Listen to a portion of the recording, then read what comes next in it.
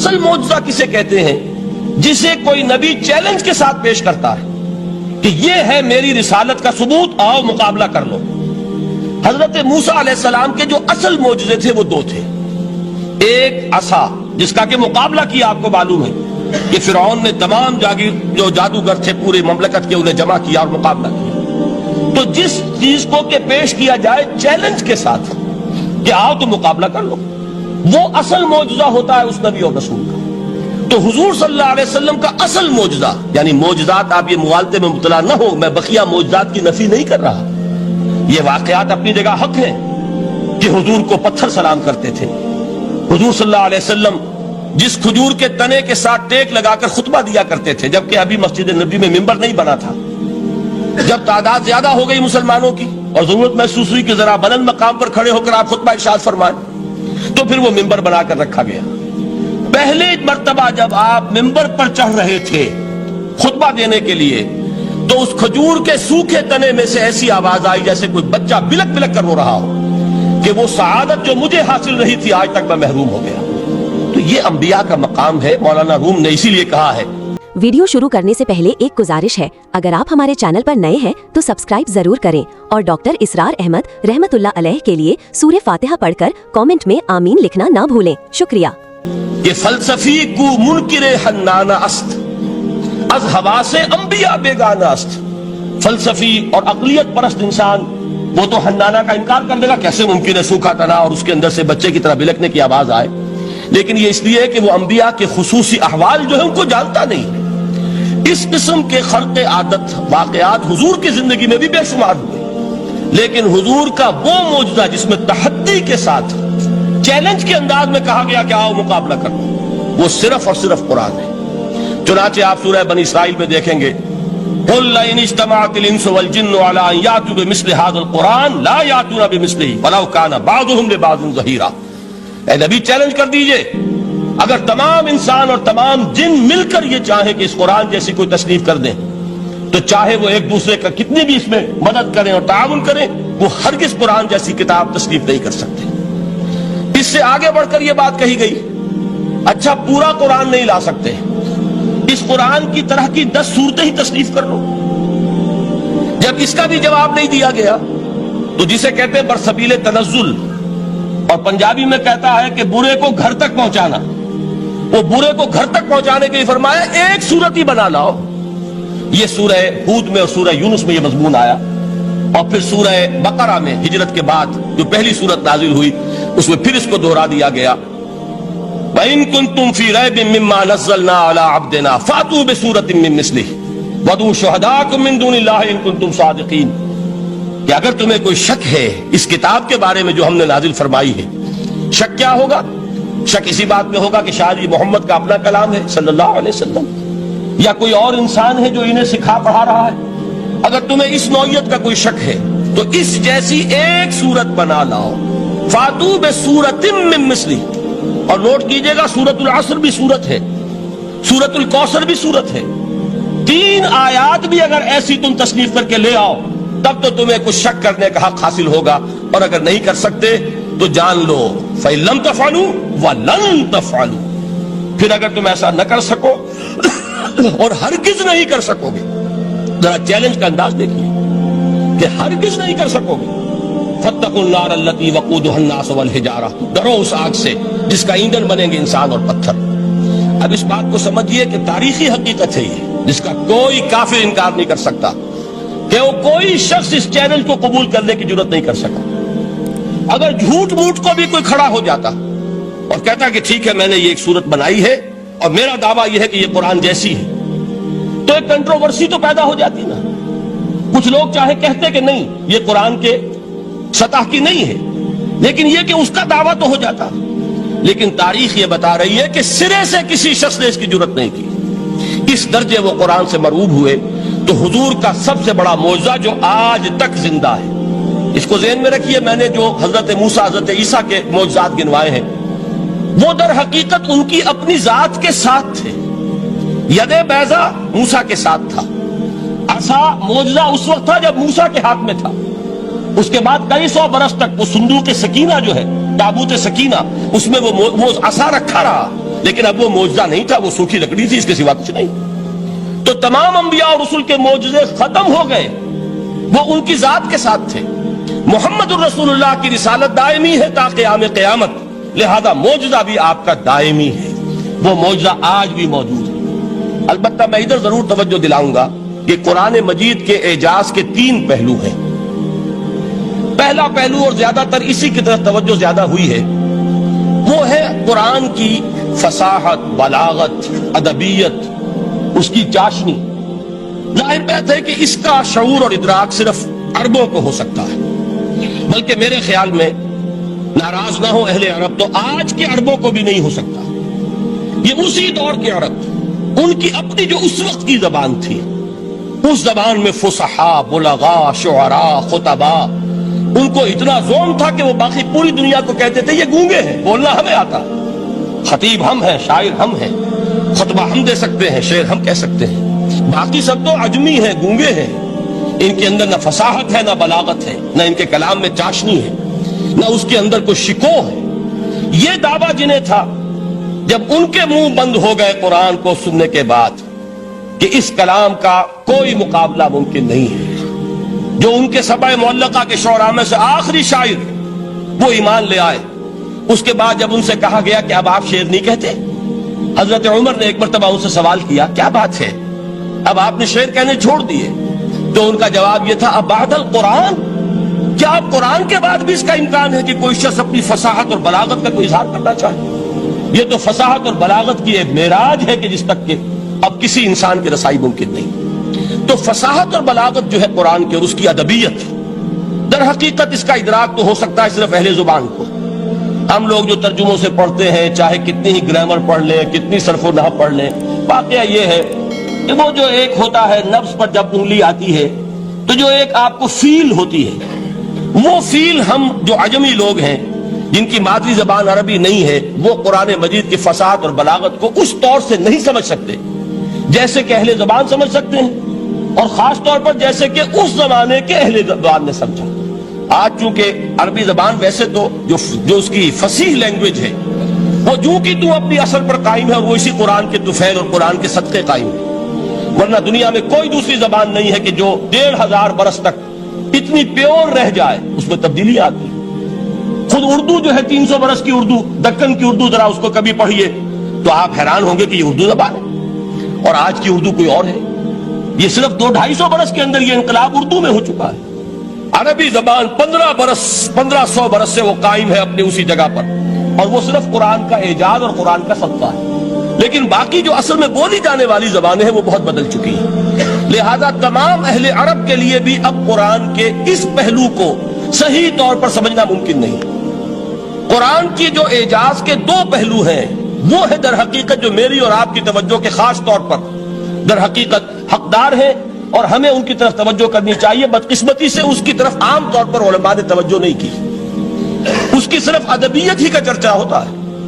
اصل میں قرآن مجید علم انسانی کی معراج، فکر، فلسفہ، حکمت، قرآن کی ابدی حکمت، قرآن کا ابدی فلسفہ، قرآن انسانی مسائل کا جو حل دیتا ہے. قرآن نے سوشل سائنسز میں جس طریقے سے رہنمائی کی ہے، یہ 2 پہلو ہیں اس کے اعجاز کے، جس کی کہ آج ہمیں ضرورت ہے کہ ہم اس کا شعور اور ادراک حاصل کریں. اس کے ضمن میں خاص طور پر علامہ اقبال کا نام لینا چاہتا ہوں. میرے نزدیک اس دور میں قرآن مجید کے اس اعجاز اور اس کے ایک معجزہ ہونے کے لیے سب سے بڑی دلیل علامہ اقبال کی شخصیت ہے. وجہ کیا ہے کہ علامہ اقبال علماء کے طبقے میں سے نہیں تھے. ظاہر بات ہے کہ جن کا پورا جو ہے جن کی زندگی گزرتی ہو قال اللہ و قال الرسول میں، ان کے دلوں میں عظمت قرآن کی، ان کے دلوں میں حضور کی محبت، یہ تو سمجھیے کہ ہونی ہی چاہیے. ان کے شب و روز اسی میں گزرتے ہیں. لیکن یہ کہ ایک ایسا شخص جس کی تعلیم ہے کالجوں کی، یونیورسٹیوں کی، جس نے مشرق اور مغرب کے فلسفے کھنگال ڈالے، وہ شخص، اور وہ بھی اس دور میں جبکہ ہم پر مغرب سے مروبیت بہت شدید تھی. آج تو وہ مروبیت بہت کم ہو چکی ہے. آج تو ہمارا عام نوجوان جو ہے وہ آنکھوں میں آنکھیں ڈال کر بات کرتا، اس میں خود اعتمادی ہے. ہمارا بھی اپنا ایک معاشی نظام ہے، ہمارا اپنا ایک سیاسی نظام ہے، ہمارا ایک اپنا سماجی نظام ہے، ہماری اپنی سوشل ویلیوز ہیں. آج کا نوجوان الحمدللہ احیاء اسلام کی وہ جد و جہد جو ہے وہ مرحلہ در مرحلہ بہرحال آگے بڑھ رہی ہے. وقت لگے گا لیکن یہ کہ اس میں یقیناً ترقی ہوئی ہے. اسی کا مظہر یہ ہے کہ خود اعتمادی ہے. We have confidence. ہم جانتے ہیں کہ اسلام ایک دین ہے, مکمل دین ہے, اس کے پاس زندگی کے تمام مسائل کا حل ہے. لیکن یہ ہے آج 1985 کی بات. علامہ اقبال اس صدی کے آغاز میں گئے ہیں یورپ, جبکہ ہم محکوم تھے انگریز کے. ایک حاکم قوم کے ہاں جا کر, اس سے مروبیت کتنی شدید اس وقت تھی, جو جاتا تھا اکثر و بیشتر جو ہے واپس آتا تھا تو کھڑے ہو کر پیشاب کرنا ضروری سمجھتا تھا, اس لیے کہ اس نے وہاں پر لوگوں کو یہی کرتے دیکھا. ان کا لباس, ان کی وضاقت, ان کی تہذیب, ان کا تمدن, ہر طرح سے ان کے گن گاتا ہوا, ان کے لیے وہ بہت قصیدے جو ہیں تعریف کے کہتا ہوا آتا تھا. لیکن ایک علامہ اقبال کی شخصیت وہ ہے کہ وہ یہ خود کہتے ہیں کہ میں اس آگ میں ڈالا گیا ہوں مثل خلیل. مغربی تہذیب کے اس الاؤ میں مجھے اس طرح ڈالا اللہ نے جیسے کہ حضرت ابراہیم کو آگ میں ڈلوایا. میں اس تہذیب کے اس الاؤ کے اندر سے ہو کر آ رہا ہوں, اور میں نے یہ دیکھ لیا ہے کہ یہ تہذیب کھوکھلی ہے, اس کے اندر کوئی پائیداری نہیں ہے, نظر کو خیرہ کرتی ہے تب چمک تہذیب حاضر کی, یہ صناعی مگر جھوٹے نگوں کی ریزہ کاری ہے. اور دیار مغرب کے رہنے والوں, خدا کی بستی دکان نہیں ہے, کھڑا جسے تم سمجھ رہے ہو وہ اب زرے کا معیار ہوگا. تمہاری تہذیب اپنے خنجر سے آپ ہی خودکشی کرے گی, جو شاخ نازک پہ آشیانہ بنے گا ناپائیدار ہوگا. اب آپ اندازہ کیجئے وہ شخص جو بنیادی طور پر فلسفی ہے, فلسفے کا طالب علم ہے, وہ جرمنی اور انگلستان میں جا کر فلسفے کھنگالنے کے بعد اسے اگر تسکین حاصل ہوئی, اس کی جو علم کی پیاس تھی اگر اسے سیری حاصل ہوئی تو صرف قرآن کے ذریعے سے. نہ کہیں جہاں میں اما ملی, جو اما ملی تو کہاں ملی میرے جرم خانہ خراب کو تیرے عفو بندہ نواز میں. یہ وہ شخص ہے, آخری زندگی میں ان کا کام صرف ایک رہ گیا تھا, قرآن کی تلاوت. بڑے بڑے فلسفی ملنے آتے تھے علامہ اقبال سے ملنے, وہ سمجھتے تھے بڑی لائبریری ہوگی, جیسے بڑے وکیل اس کی لائبریری آپ کو معلوم ہے کتنی جلدیں رکھی ہوگی, خوبصورت جلدیں بنی ہوئی, ایسے ہی کوئی بڑا فلسفی, بڑا پروفیسر, اس کی سٹڈی, اس کی کتابیں بڑی مروب کن ہونی چاہیے. لیکن علامہ اقبال کے ہاں سب کتابیں اٹھوا دی تھی انہوں نے, صرف ایک کتاب رہ گئی. اور سید نذیر نیازی کا نام آپ نے سنا ہوگا, انہوں نے جب یہ گواہی دی ہے, یہ واقعہ شاید آپ کے علم میں نہ آیا ہو, یہ بہت اہم واقعہ ہے.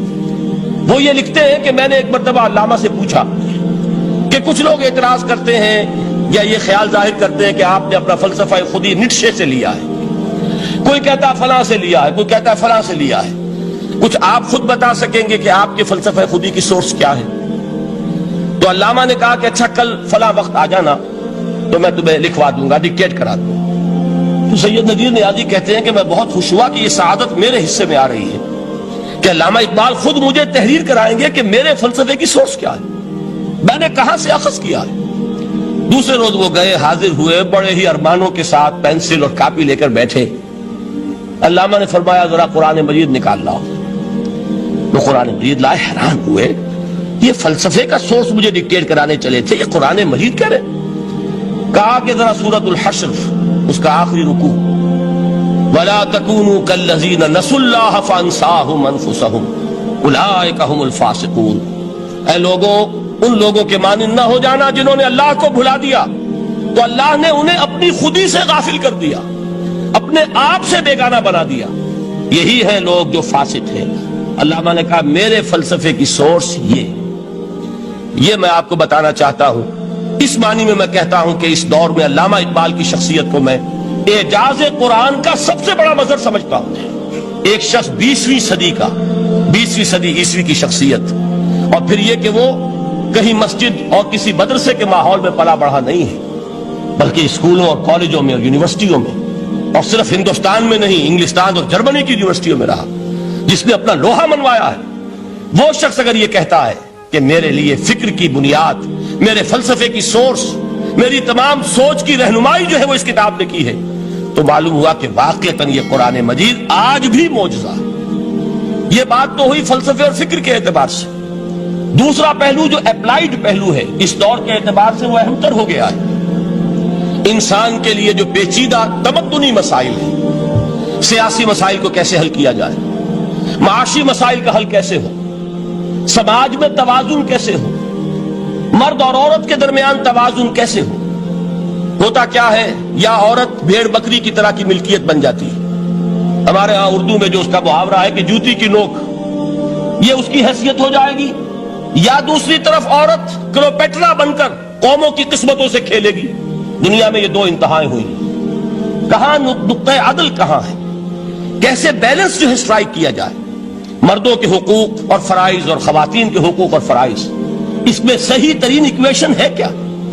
इसी तरीके से फर्द और इज्तिमा, फर्द और रियासत, या तो यह कि इंसान की इंफरादी आजादी इतनी जा रही है, मादर पिदर आजाद, जिसका मजर यह है कि आज इंग्लिस्तान में दो मर्द भी मियां और बीवी की हैसियत से रह सकते हैं, कानून तस्लीम करेगा हस्बैंड एंड वाइफ, उनको वही हुकूक हासिल हो, यह है वो आजादी।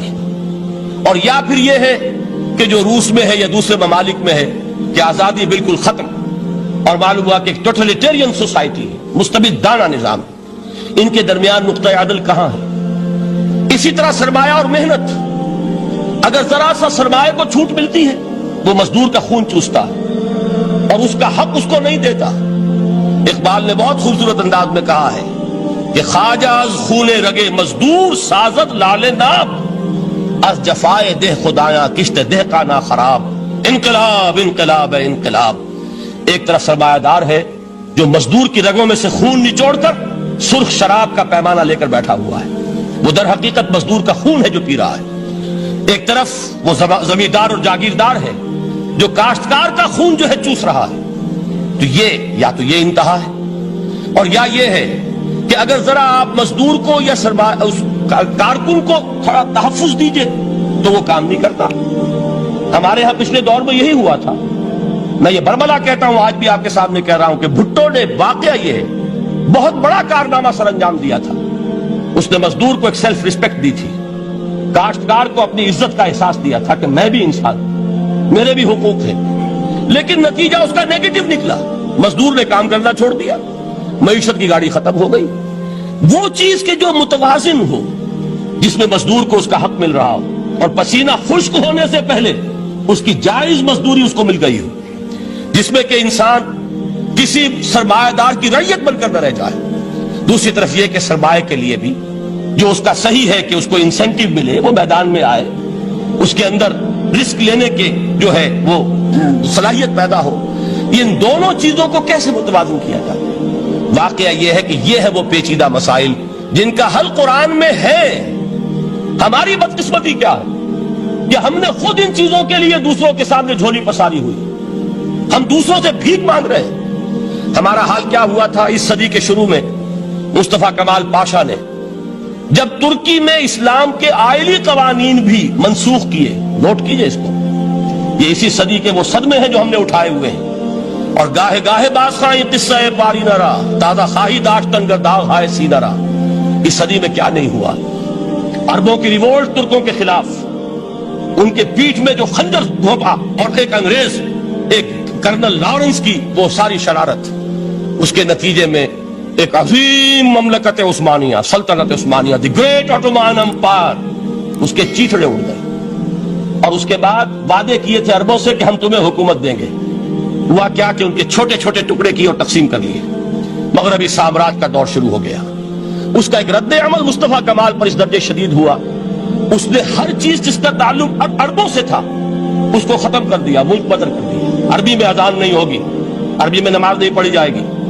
और उसी के ज़िमन में यहां तक गया कि फैमिली लॉज भी, रोमन लॉज जो है वो नाफिज किए। तो यूरोप के अखबारात ने उस वक्त ये तंज किया था मुसलमानों पर, ये मुसलमान अजीब कौम है, कहते ये है कि हमारे पास दुनिया का बेहतरीन ज़ाब्ता है, बेहतरीन कानून है, हमारे कानून से बेहतर किसी का कानून नहीं। और हाल ये है कि फैमिली लॉज के लिए भी ये हमसे भीख मांग रहे हैं, हमसे वो कवानीन लेकर अपने यहां नाफिज कर रहे हैं।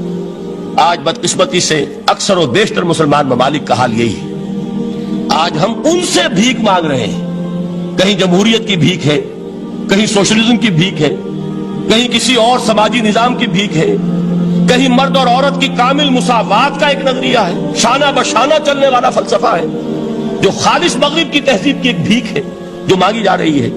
काश कि आज कुरान के उस असल एजाज की तरफ جو اس کا اصل معجزہ اس دور کے لیے، میں نے عرض کیا کہ اعجاز قرآنی کا وہ معجزہ کہ وہ فصاحت اور بلاغت کی معراج ہے، وہ یا تو اپریشیٹ کر سکتے اہل عرب، اور اہل عرب میں سے بھی حقیقت میں وہ جو قدیم جاہلی شاعری کے جاننے والے ہیں جو بہت کم رہ گئے ہیں، وہ جان سکتے ہیں کہ جب قرآن نازل ہوا تو کیوں زبانیں گنگ ہو گئی تھی، کیوں کوئی ایک شخص جھوٹ موٹ کو بھی مدعی بن کر نہیں آ سکا کہ یہ میں نے قرآن کی جیسی ایک کتاب یا قرآن جیسی ایک سورت یا قرآن کی طرح کے چند جملے میں نے موضوع کر دیے ہیں۔ لیکن دوسرا پہلو ہے فکر اور فلسفہ، اس کے اعتبار سے جس کا سب سے بڑا ثبوت اس دور میں علامہ اقبال، اور تیسرا پہلو ہے Islamic social sciences, political science, economics, sociology, اس میں جو کچھ قرآن نے دیا ہے جو آج بھی انسان کی رہنمائی کے لیے بہترین نظام ہے، اس نظام کو ہم سمجھے، اسے دنیا کے سامنے پیش کریں، تب در حقیقت قرآن مجید کا اعجاز سامنے آئے۔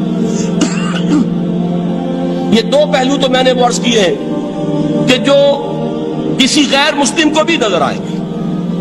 قرآن کا پریزروڈ ہونا، اس کی انٹیگریٹی، اوتھینٹسٹی، یہ چیزیں وہ ہے کہ جو سب نے مانی۔ قرآن کے ذریعے تاریخ انسانی کا عظیم ترین انقلاب برپا ہونا، یہ وہ بات ہے کہ جو کسی اندھے کو بھی دیکھنی پڑتی ہے۔ اس حقیقت کا اعتراف دشمن کو بھی کرنا پڑتا۔ میں یاد دلا دوں آپ کو، ایچ جی ویلز، آپ نے نام سنا ہوگا، سائنٹیفک فکشن میں اس کا بڑا اونچا مقام ہے، لیکن اس نے تاریخ نسل انسانی پر بھی دو کتابیں لکھی، a short history of the world اور a concise history of the world. Concise history of the world میں وہ شخص حضور کے ذکر پر جب آتا ہے تو میں صرف ذکر کر رہا ہوں، نقل کفر نہ باشد، اس نے حضور کی شخصیت پر بڑے رقیق حملے کیے ہیں، بڑے گھٹیا حملے کیے ہیں۔ حضور کی خاص طور پر تعدد ازدواج کا جو معاملہ ہے، یہ کڑوی گولی ان کے حلق سے اتر نہیں سکتی، اس لیے کہ ان کا آئیڈیل ہے حضرت مسیح اور حضرت یحییٰ، جان دی بیپٹسٹ اینڈ جیسس آف نزارت۔ ان دونوں نے ایک شادی بھی نہیں کی، تجرد کی زندگی بسر کی، لہذا ایک شادی بھی ان کے نزدیک گھٹیا فعل ہے۔ تو حضور نے تو کی ہے 11 شادیاں، 11 نکاح کے۔ یہ جو کڑوی گولی ہے یہ ان کے حلق سے نیچے نہیں اترتی، اس لیے میں انہیں معذور سمجھتا ہوں۔ تو اس نے اس پہلو سے تو بڑے حملے کیے، لیکن خطبہ حجۃ الوداع کے وہ جملے جو ہے تاریخی، پورے کے پورے اس نے کوٹ کیے، لا فصل لعربی علی عجمی ولا لعجمی علی عربی ولا لأحمر على اسود ولا لأسود على احمر الا بالتقوى كلكم بنو آدم وآدم من تراب۔ کسی عرب کو کسی عجمی پر کوئی فضیلت نہیں، کسی عجمی کو کسی عرب پر کوئی فضیلت نہیں، کسی گورے کو کسی کالے پر کوئی فضیلت نہیں، کسی کالے کو کسی گورے پر کوئی فضیلت نہیں سوائے تقوی کے۔ تم سب کے سب آدم کی اولاد ہو اور آدم مٹی سے بنائے گئے تھے۔ یہ الفاظ لکھ کر کہتا ہے کہ جہاں تک human fraternity, equality and freedom, تین الفاظ نوٹ کیجئے، انسانی حریت، انسانی مساوات، انسانی اخوت، کہتا ہے جہاں تک ان تین چیزوں کے واز ہیں، سرمنز کا تعلق ہے، وہ تو دنیا میں پہلے بھی بہت کہے گئے۔ عیسائی ہونے کے باوجود خاص طور پر نام لیتا ہے جیسس آف نزارت۔ سرمنز تو حضرت مسیح کے ہاں بھی بہت مل جائیں گے کہ تمام انسان برابر ہیں، سب کو بھائی بھائی ہونا چاہیے، سب انسان آزاد ہیں، تمیز بندہ و آقا فساد آدمیت ہے۔ لیکن وہ کہتا ہے کہ یہ ماننا پڑتا ہے تاریخ انسانی میں پہلی مرتبہ ان اصولوں پر ایک انسانی معاشرہ قائم کیا محمد نے صلی اللہ علیہ وسلم۔ یعنی حضور کے ساتھ یہ معاملہ ایمپٹی سلوگنز کا نہیں ہے، یہ صرف واز نہیں ہے، یہ صرف سرمنز نہیں ہے، یہ ایمپٹی سلوگنز نہیں ہے۔ He translated these things into actuality۔ ایک حقیقت، ایک واقعہ کی شکل دی ہے محمد نے صلی اللہ علیہ وسلم۔ وہ معاشرہ پیدا کیا جس میں انسانی اخوت، انسانی مساوات اور انسانی حریت، یہ تینوں اقدار بتمام و کمال موجود تھی۔ یہی وجہ ہے اس صدی میں نوٹ کیجئے، گاندھی جی، موہن داس کرم چند گاندھی، جس کو آج پوری دنیا میں تسلیم کیا جاتا ہے، عالم عرب میں بھی مہاتما گاندھی کی بڑی عزت ہے۔ پنڈت نہرو کا کسی زمانے میں استقبال ہوا تھا ریاض میں، تو ہمیں بہت غصہ آیا تھا کہ مرحبا برسول السلام، welcome to the prophet of peace, یہ الفاظ تھے کہ جن سے پنڈت نہرو کا استقبال ہوا تھا۔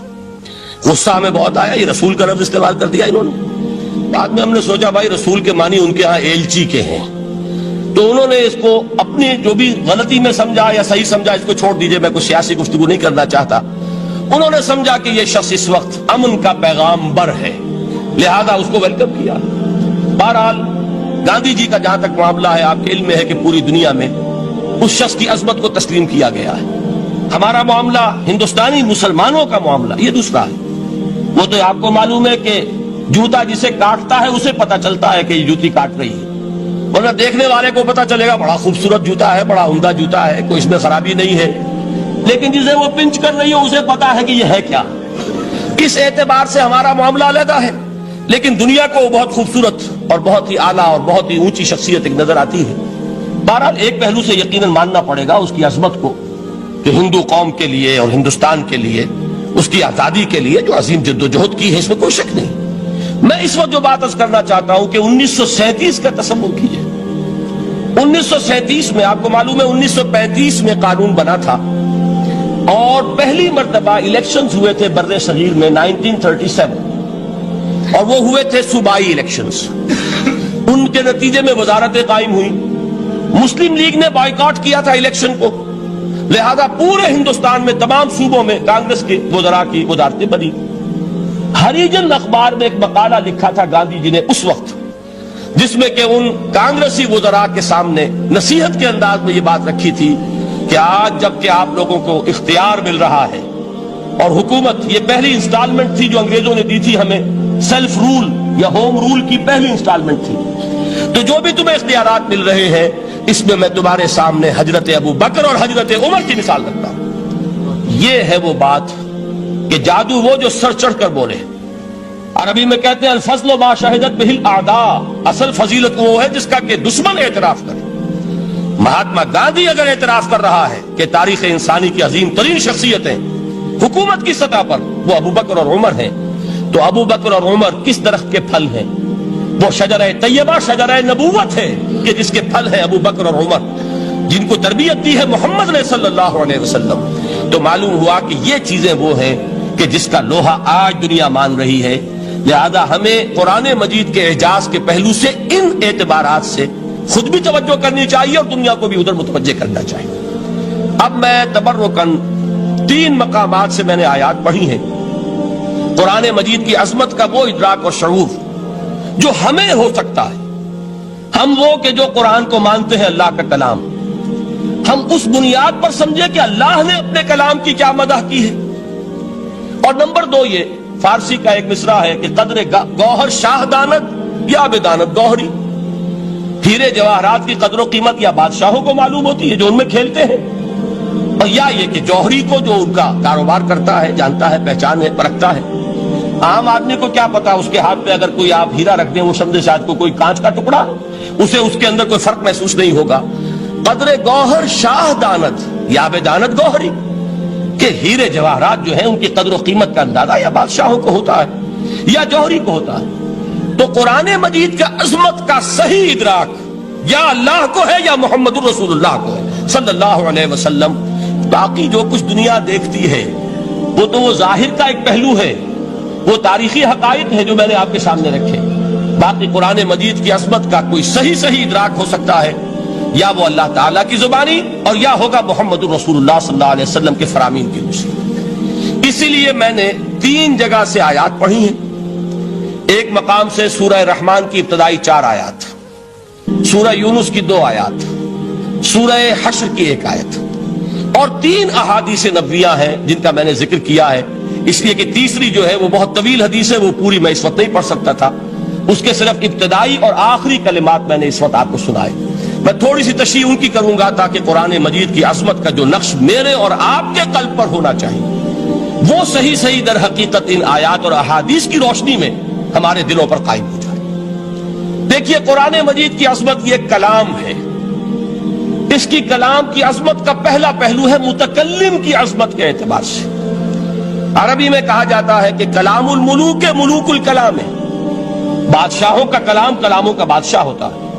بادشاہ جب گفتگو کرے گا معلوم ہوگا شاہانہ انداز ہے، ایک کوئی بھکاری گفتگو کرے گا یا کوئی کجرا گفتگو کرے گا، سبزی فروش کرے گا، کوئی مچھلی فروش کرے گا، ہر ایک کا پتہ چل جائے گا کہ کون بولا، وہ جس کو کہتے ہیں کہ تانت بازی راگ پایا، دو جملے کوئی شخص بولے گا پتہ چل جائے گا کتنے پانی میں ہے، اس کے علم کا، فضل کا، تہذیب کا، تمدن کا کیا معیار ہے۔ اس لیے کہ کلام جو ہے در حقیقت متکلم کی پوری شخصیت کی عکاسی کرتا ہے، اس کا مقام کیا ہے، اس کا مرتبہ کیا ہے، اس کے ذہن کی بلندی کیا ہے، اس کے فکر کی گہرائی کیا ہے، اس کے افق ذہنی کی وسعت کیا ہے، اس سب کا اندازہ ہوگا کلام سے۔ تو اب یہ کلام ہے اللہ کا۔ معلوم ہوا کہ اللہ کی صفات کا ایک کامل عکس قرآن مجید میں موجود ہے۔ یہ بات سمجھیے، اس کو قرآن نے کس طرح بیان کیا؟ یہ وہ لطیف حقائق ہیں جن کے لیے قرآن مجید تمثیل کا پیرایا اختیار کرتا ہے۔ اب سورہ حشر کی تمثیل کیا ہے؟ لو انزلنا هذا القرآن على جبل، اگر ہم نے اس قرآن کو کسی پہاڑ پر اتار دیا ہوتا، لرأيته خاشعا متصدعا من خشیت اللہ، تم دیکھتے اس پہاڑ کو کہ اللہ کی خشیت سے دب جاتا اور پھٹ جاتا۔ وَتِلْكَ الْأَمْثَالُ نَضْرِبُهَا لِلنَّاسِ لَعَلَّهُمْ يَتَفَكَّرُونَ، اور یہ مثالیں ہیں جو ہم لوگوں کے لیے بیان کرتے ہیں تاکہ وہ تفکر سے کام لیں، غور و فکر کریں۔ اگر میں اور آپ قرآن کی عظمت سے واقف نہیں ہوں گے، اس بات کو نوٹ کر لیجئے، تو میں اور آپ اپنا وقت کیسے صرف کریں گے اس کے لیے؟ انسان کا ایٹیچیوڈ بڑا یوٹیلیٹیرین ہے، آج کے انسان کا خاص طور پر۔ وہ کسی ایسے ہی کام کے لیے وقت لگائے گا جس میں اس کے لیے فائدہ ہو، اور اس فائدے کی چیز اگر نہیں ہے تو اس کی طرف متوجہ نہیں ہوگا۔ اگر قرآن مجید کی عظمت کا ہمیں ادراک ہو جائے تو ہم اپنا پورا وقت اس کے لیے وقف کر دیں گے، اس کو سمجھیں گے، اس کی گہرائیوں میں غوطہ زنی کریں گے، جیسے اقبال نے کہا کہ قرآن میں ہو غوطہ زن اے مرد مسلمان۔ لیکن اگر یہ کہ اس کی عظمت کا ادراک نہ ہوا تو بس یہ کہ کبھی اتفاق ہو گیا کہ کھول لیا اور اس کو پڑھ لیا، پڑھ بھی لیا بغیر سمجھے، اور اس کا ثواب کسی اور کو پہنچا دیا، وہ آج حصول ثواب بھی نہیں رہا، ایصال ثواب ہی رہ گیا۔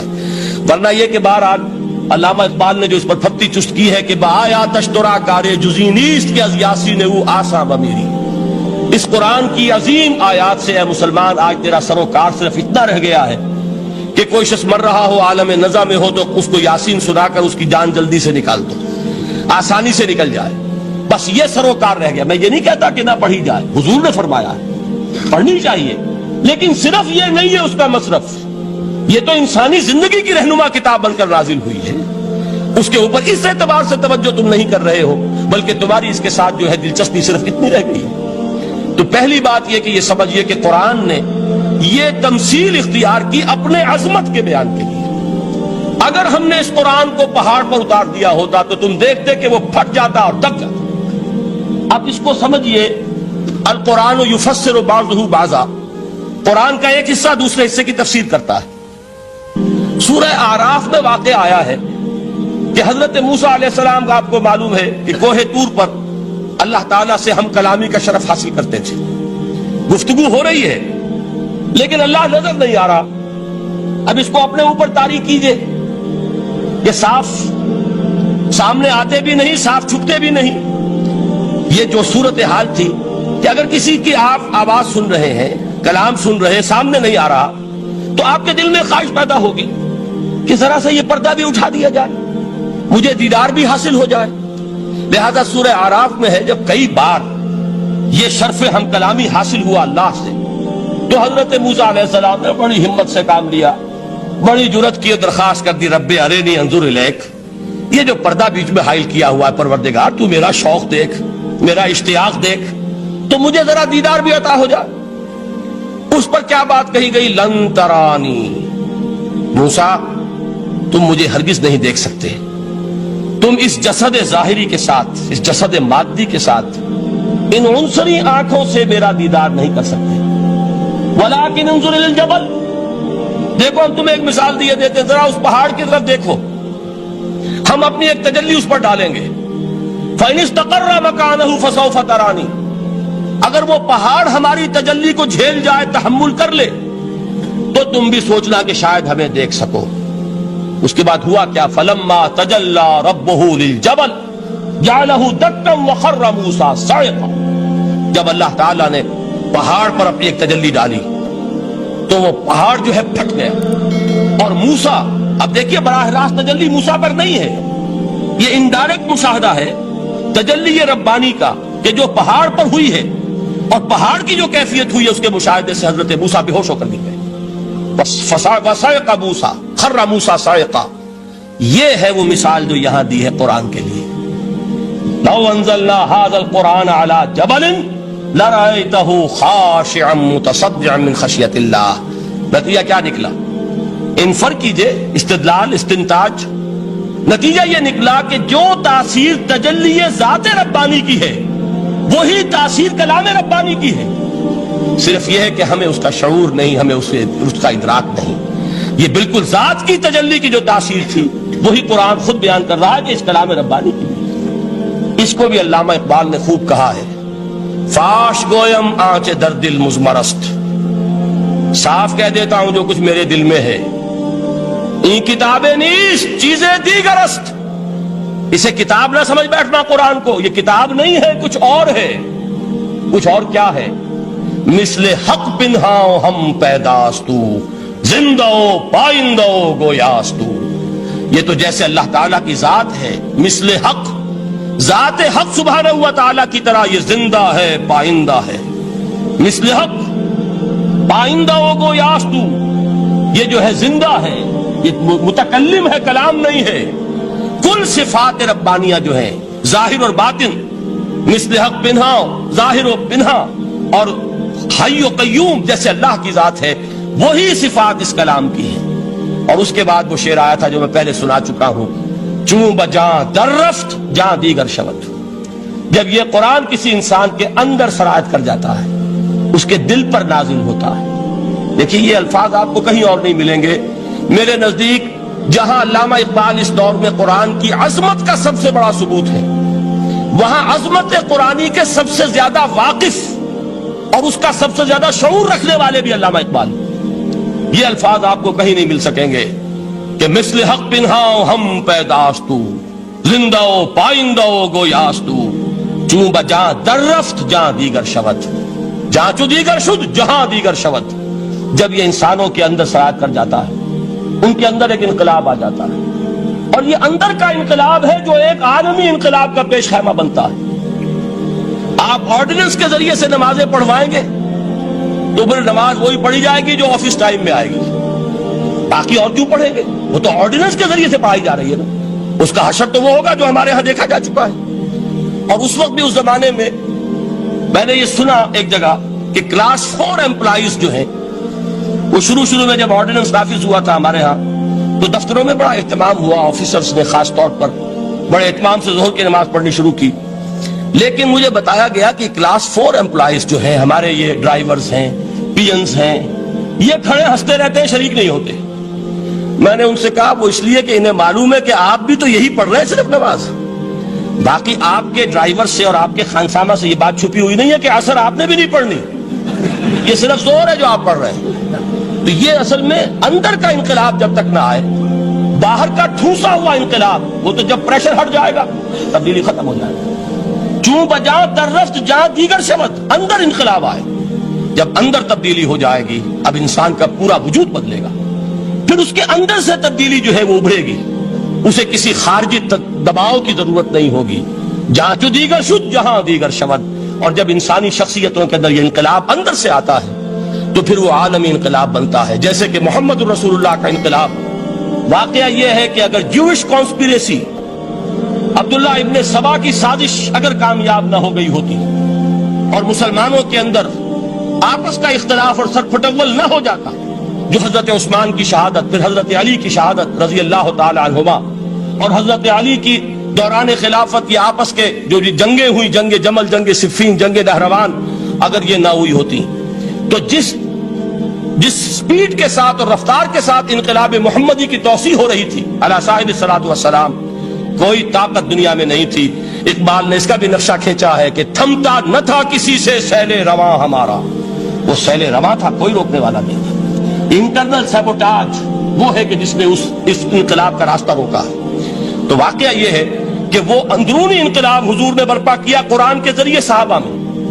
اندر سے جو انقلاب تھا اس نے عرب میں ایک انقلاب کی شکل اختیار کی.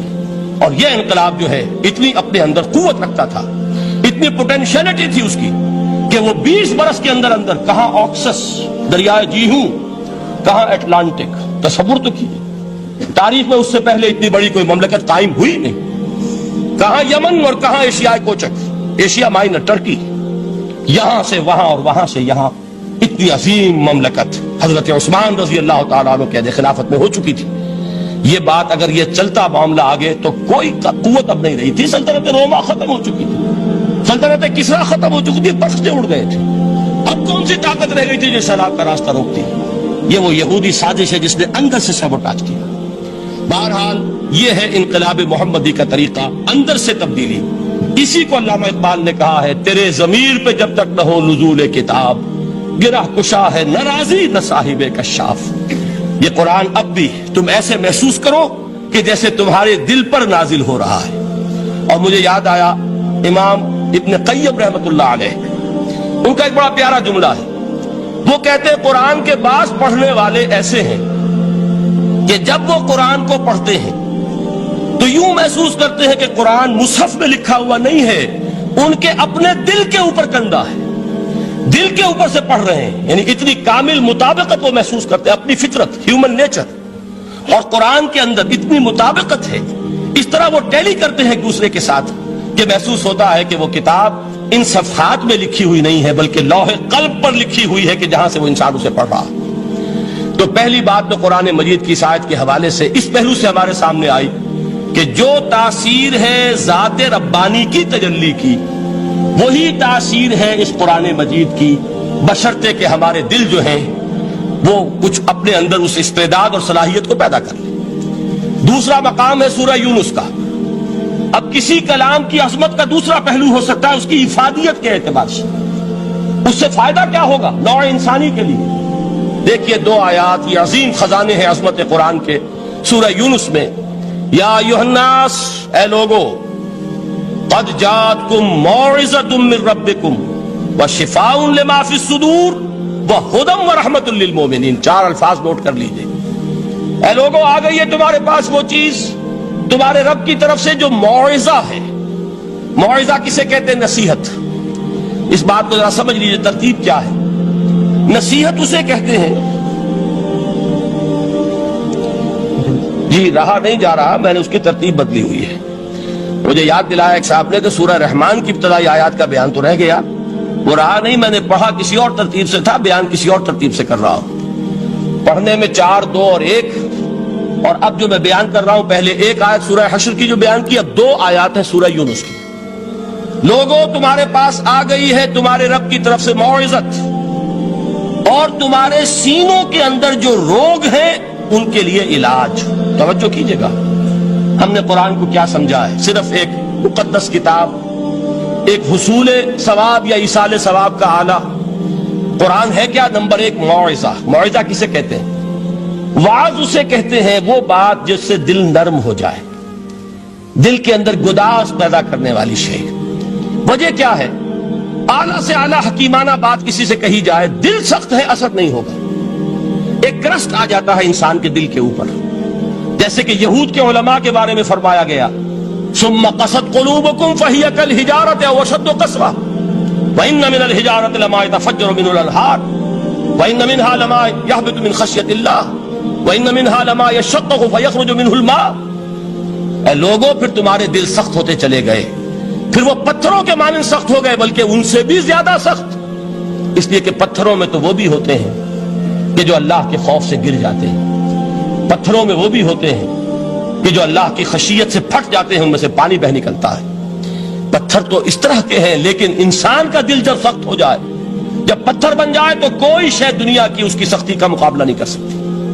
پہلے اس سختی کو نرم کریں گے، جیسے زمین ہے چٹیل زمین، اس زمین کے اندر ہل چلے گا تو بارش جو ہے فائدہ دے گی، اس کو آپ زمین کو نرم کرتے ہیں تاکہ وہ بارش کو جذب کرے، ورنہ چٹیل زمین ہے سخت، وہ پانی بہ جائے گا اور وہ زمین کے اندر جذب نہیں ہوگا۔ تو پہلا لفظ استعمال کیا موعظہ۔ یہ قرآن واعظ ہے، نصیحت ہے، دلوں کو نرم کرتا ہے، دلوں پر جو کرسٹ آ گیا ہے سخت اسے توڑتا ہے، اس میں ہل چلاتا ہے۔ پھر کیا کرتا ہے؟ پھر جب یہ جذب ہوتا ہے، شفاء لما فی الصدور، جو سینے کے روگ ہیں ان کے لیے شفا ہے۔ اب آپ غور کیجئے گا، علامہ اقبال نے انہی 2 اعتبارات سے مسلمانوں کا مرثیہ کہا ہے کہ مسلمانوں نے اس قرآن کو نہ موعظہ کے لیے استعمال کیا اور نہ تزکیہ نفس کے لیے استعمال کیا۔ بلکہ اس کو تو صرف بنا لیا ہے وہ جان آسانی سے نکالنے کا نسخہ یا ایصال ثواب کا آلہ۔ چنانچہ کہتے ہیں واعظ کے لیے واعظ دستاں زنو افسانہ بند، واعظ جو ہے ہمارے داستانے کہتے ہیں، افسانے کہتے ہیں، قصے کہتے ہیں، لطیفے کہتے ہیں، معنی او پست و حرف او بلند، اس کے بیان میں معنی تو ہوتے ہیں بہت ہی گھٹیا نیچے کے پست، الفاظ کا شکو ہوتا ہے، الفاظ بہت اونچے ہوتے ہیں۔ از خطیب و دیلمی گفتارے او با ضعیف و شاذ و مرسل کارے او، سارا واعظ و نصیحت جو ہو رہا ہے وہ ضعیف حدیثوں کے ذریعے سے، ضعیف روایات بخاری کی ہو، مسلم کی ہو، ترمذی کی ہو، ابن ماجہ کی ہو۔ کہاں خطیب بغدادی اور دیلمی وہ کتابیں کہ جن کی کوئی سند نہیں ہے، وہاں کی روایات کے ذریعے سے لوگوں کو تذکیر کرنے کی کوشش کر رہے ہیں۔ با ضعیف و شاذ و مرسل کارے ہو، ضعیف روایات، شاذ روایات، مرسل روایات جن کا سلسلہ روایت محمد الرسول اللہ تک متصل نہیں ہے، اس کے ذریعے سے کر رہے ہیں، حالانکہ موعظہ سب سے بڑا موعظہ یہ قرآن تھا۔ قرآن کہتا ہے خود فذکر بالقرآن من یخاف وعید، اے محمد صلی اللہ علیہ وسلم آپ اس قرآن کے ذریعے نصیحت کیجئے، یہ قرآن ہے جو دلوں کی سختی کو ختم کرے گا، گداز پیدا کرے گا۔ دوسری طرف علامہ اقبال کیا کہتے ہیں کہ جہاں تک ہمارے ہاں جو بھی تصوف کے معروف حلقے ہیں، صوفیاء حق کی بات نہیں کہہ رہا، وہاں قوالی ہو رہی ہوگی تو حال آ جائے گا۔ صوفی پشمینہ پوشے حال مست، از شراب نغمہ قوال مست، قوال سے جو کچھ مل رہا ہے، حال آ رہا ہے، مستی آ رہی ہے، کیف اور سرور حاصل ہو گیا ہے۔ صوفی پشمینہ پوشے حال مست، از شراب نغمہ قوال مست، لیکن یہ کہ اس کی محفل میں در نمی سعادت بقرآن محفلش، اس کی محفل میں قرآن کا کہیں گزر نہیں ہے۔ جبکہ محمد الرسول اللہ صلی اللہ علیہ وسلم کی بھی ایک محفل ہوتی تھی، محفل سماع۔ وہ محفل سماع کیا تھی؟ حضور صحابہ سے فرمائش کر کر کے قرآن سنتے تھے۔ حضرت عبداللہ ابن مسعود رضی اللہ تعالیٰ عنہ کی روایت موجود ہے کہ مجھے ایک مرتبہ حکم دیا حضور نے کہ قرآن سناؤ۔ میں نے عرض کیا حضور آپ کو سناؤں؟ آپ پر تو نازل ہوا ہے۔ تو حضور نے فرمایا نہیں، مجھے کسی اور سے سن کر کچھ اور لطف حاصل ہوتا ہے۔ اب امتثال امر میں حضرت عبداللہ ابن مسعود رضی اللہ تعالیٰ عنہ نے سورہ نساء پڑھنی شروع کی۔ 41ویں آیت پر پہنچے، چشم تصور سے دیکھیے کہ حضور بھی تشریف فرما ہے، صحابہ کرام کی محفل ہے، اور صحابہ کیسے بیٹھا کرتے تھے ادب کے ساتھ۔ ایک روایت میں الفاظ آئے ایسے بیٹھتے تھے ساکت و صامت ہو کر، بالکل خاموش، سکون، ساکن اور ساکت اور صامت، کہ جیسے ان کے سروں پر پرندے بیٹھے ہیں کہ ذرا جنبش کریں گے تو پرندہ اڑ جائے گا، اس ادب کے ساتھ۔ تو وہ محفل جو ہے حضور صلی اللہ علیہ وسلم کی، اور ایک صحابی حضرت عبداللہ ابن مسعود گردن نیچی کیے ہوئے ہیں اور قرآن پڑھتے چلے جا رہے ہیں۔ جب اس آیت پر پہنچے فَكَيْفَ إِذَا جِئْنَا مِن كُلِّ أُمَّةٍ بِشَهِيدٍ وَجِئْنَا بِكَ عَلَىٰ هَٰؤُلَاءِ شَهِيدًا، کیا ہوگا اس دن جس دن کہ ہم ہر امت پر ایک گواہ کھڑا کریں گے، اور اے نبی آپ کو گواہ بنا کر لائیں گے ان کے خلاف۔ آپ کو یہ ٹیسٹیفائی کرنا ہوگا کہ اللہ تیرا جو کلام میرے پاس آیا تھا میں نے پہنچا دیا تھا، اب ان کی ذمہ داری ہے، they are accountable, they are responsible۔ اس پر حضور نے فوراً فرمایا حسبک حسبک، بس کرو بس کرو۔ اور حضرت عبداللہ ابن مسعود فرماتے ہیں کہ میں نے جب نگاہ اٹھا کر دیکھا حضور کے آنکھوں سے آنسو روا تھے۔ یہ ہے سماع، یہ محفل سماع ہے، کاش کہ اللہ تعالی ہمیں اس کی توفیق عطا فرمائے۔ یہ ہے مسنون محفل سماع، اس قرآن کے اندر وہ گداز ہے۔ آیا کہ نہیں 7ویں پارے کی بالکل آغاز میں وَإِذَا سَمِعُوا مَا أُنزِلَ إِلَى الرَّسُولِ تَرَىٰ أَعْيُنَهُمْ تَفِيضُ مِنَ الدَّمْعِ مِمَّا عَرَفُوا مِنَ الْحَقِّ يَقُولُونَ رَبَّنَا آمَنَّا فَاكْتُبْنَا مَعَ الشَّاهِدِينَ۔ تو یہ ہے دوسری چیز کہ در حقیقت تزکیہ نفس کا ذریعہ یہ قرآن ہے۔ سینوں میں جو روگ ہیں، حب دنیا، حب مال، حب شہرت، حب اقتدار، جس کو کہ ایڈلر کہتا ہے دی ارج ٹو ڈومینیٹ، میرا غلبہ ہو، میرا تسلط ہو، میں نمایاں ہو جاؤں، میری حکومت بن جائے، اختیار میرے ہاتھ میں آ جائے، دی ارج ٹو ڈومینیٹ۔ یہ ساری ارجز ہیں ہماری در حقیقت جس سے فساد رونما ہے۔ یہ حب مال ہے جس کی وجہ سے ہمارے اندر تنافس ہے۔ الہاکم التکاثر حتی زرتم المقابر، یہ کثرت اور بہتات کی طلب تمہیں غافل کیے رکھتی ہے یہاں تک کہ قبروں تک جا پہنچتے ہو۔ آنکھ انسان کی کھل نہیں پاتی. جس کے پاس 10 نسلوں کے لیے کھانے کو موجود ہے اس کی بھی حرص جو ہے اور مزید کا لالچ جو ہے وہ ختم نہیں ہوتا. یہ چیزیں ہیں اصل روگ. ان دلوں کے روگوں کا اور سینوں کے اندر کے ان امراض کا علاج قرآن. یا ایھا الناس قد جاءتکم موعظۃ من ربکم وشفاء لما فی الصدور. اب جب یہ دو چیزیں ہو جائیں گی اب تیسرا لفظ ہے ہدن. ہدایت بیکار ہے جب تک دل میں گداز نہ ہو. ہدایت بیکار ہے جب تک کہ نیت درست نہ ہو. کوئی شخص بڑا عالم ہے لیکن اپنے علم کو اس نے ذریعہ بنایا ہے دنیا کمانے کا، تو در حقیقت یہ قرآن اس کے حق میں ہدایت نہیں ہے، اس کے حق میں عذاب خدا بندی کا ذریعہ بن رہا. حضور نے خود فرمایا القرآن حجت لک او علیک. یہ قرآن یا تمہارے حق میں حجت ہے یا تمہارے خلاف حجت بنے گا قرآن کے قیامت کے دن.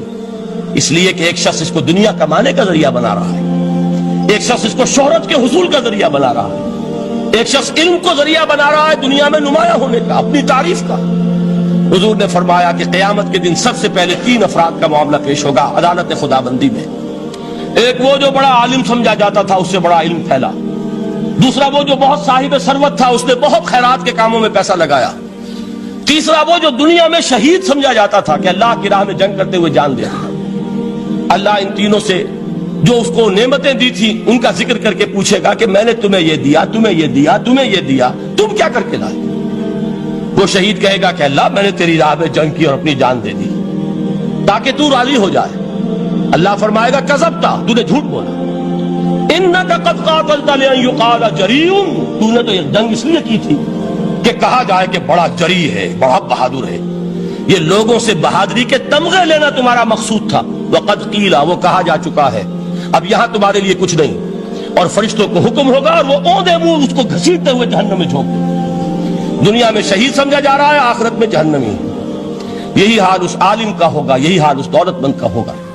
تم نے یہ علم پھیلایا تھا کہ تمہارے علم کا چرچا ہو جائے، تمہاری شہرت ہو جائے، لوگ تمہاری دستبوسی کرنے لگیں، لوگ تم سے جھک کر ملیں. وہ دنیا میں ہو گیا، تمہارا مطلوب مل چکا، تمہارا مقصود حاصل ہو چکا، اب یہاں کچھ نہیں. تو جان لیجئے کہ جب تک دلوں کے روگ درست نہ ہوں علم بیکار ہے، ہدایت قطعاً غیر مفید ہے. پہلے دلوں کا کرست اترے، اس کی سختی دور ہو، یہ ہے موعظہ. دلوں کے اندر سے حب جاہ، حب دنیا، حب مال نکلے، یہ ہے تزکیہ. شفاء لما فی الصدور، اب ہدایت خدا بندی. اب راستہ آپ دیکھیں گے اور اس راستے پر چلیں گے. یہ ہدایت جو ہے دنیا میں، یہی آخرت میں رحمت کی شکل میں ظاہر ہوگی. جنہوں نے اس قرآن کی ہدایت سے فائدہ اس دنیا میں اٹھایا، آخرت میں رحمت خدا بندی کی بدلیاں ان پر سائے کریں. ایک حدیث میں تو باقاعدہ الفاظ آئے ہیں کہ سورہ بقرہ اور سورہ آل عمران یہ 2 بدلیوں کی صورت میں ظاہر ہوں گی میدان حشر میں، اور ان لوگوں پر سایہ کریں گی کہ جن کو ان سے بڑی محبت تھی.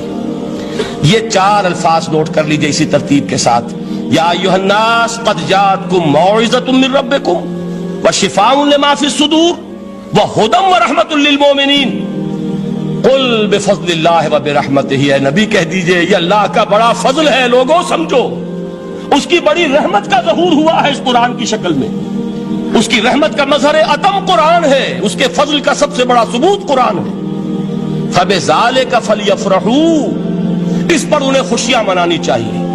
اترانا ہے تو اس پر اترائیں کہ اتنی بڑی دولت ہمارے پاس ہے، اتنا بڑا احسان ہے جو اللہ نے ہم پر کیا ہے. فبذالک فلیفرحوا هو خیر مما یجمعون. جو چیزیں یہ جمع کرنے کی فکر کر رہے ہیں ان سے کہیں زیادہ قیمتی ہے. اگر آپ کو ہماری ویڈیو اچھی لگی ہو تو ہمارے چینل کو سبسکرائب ضرور کریں.